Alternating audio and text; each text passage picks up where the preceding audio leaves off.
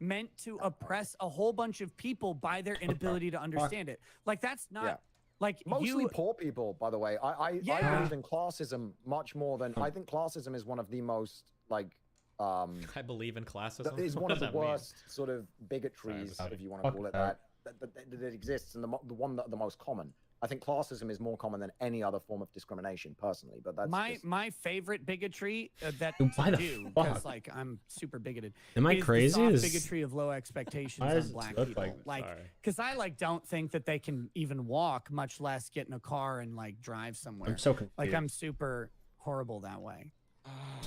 Okay. My OBS. I'm joking. I'm just gonna get back. Yeah, no, I know. I'm just like, it's like repeat. It's just the same again. It's like, okay, all what right, did you think this was? But just a repeat of me telling jokes, like over and over again.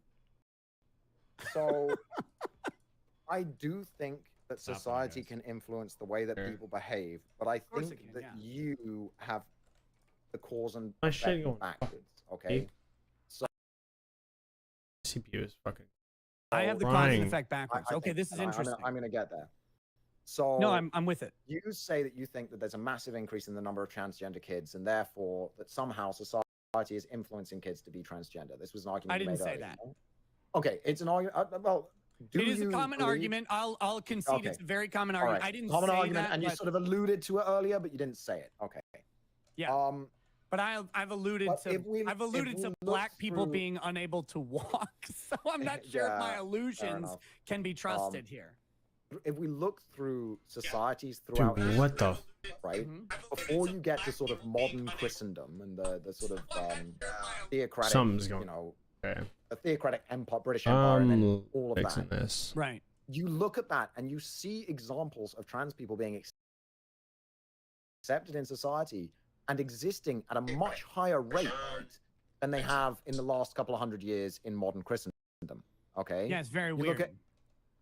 So I'm not so sure that more kids being trans now is because the transes are indoctrinating the kids, as it is that because it's becoming more accepted and it's becoming more visual and more visible in public and on social media and etc. The kids feel safer coming out, and so they don't suppress it so much. Because but isn't that a fallacy though? Like, because I don't know if it's a formal fallacy, but it's an informal fallacy of assumption, right? Like, because you framed it in a very particular way, right? Like the trans movement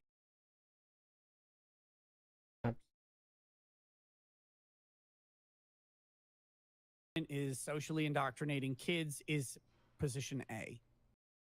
Yeah. And then position B is that kids feel completely safe to now come out as trans. But isn't there a middle ground, an A and a half, if you will, of saying that it has become more socially acceptable, and therefore, through no malicious or intentional action of any particular actor, kids are jumping on to what has become acceptable. And then when you add in the social reinforcement of the current age of saying anyone who comes out in the LGBTQIA+, unless you're like a white or black man who is gay because they're going down the social stack, but everybody else who comes out on some letter of LGBTQ+, that they are lauded and adored, and that can be You think that's the case? You think that people come out and that they're lauded and adored? He's gonna say I don't know. Oh yeah. 100%. Oh wow. Okay. So you don't think kids are bullied for being LGBT?